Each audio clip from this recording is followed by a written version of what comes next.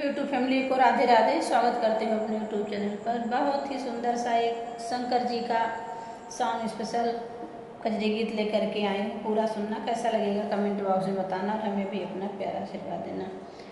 जटा ही देखी मैना मन मान झंकेली, डमरू देखी जाली दे राई नाय।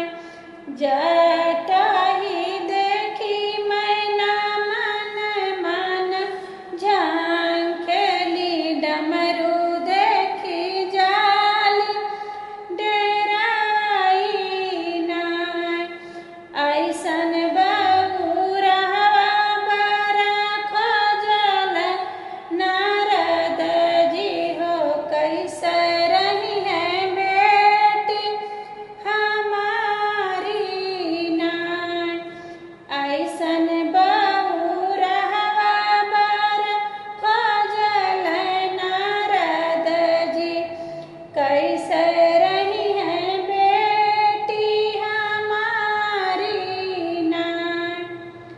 दाढ़ी देखी मायना हो मन मन झंकेली, त्रिशूल देखी जाली डेराई नाय।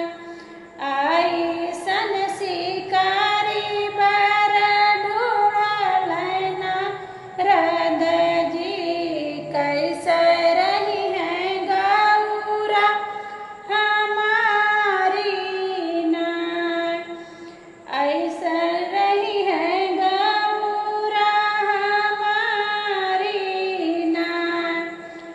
दाढ़ी तो हमाया लारी झालर, त्रिशूल हमाय साज हमारी नाय।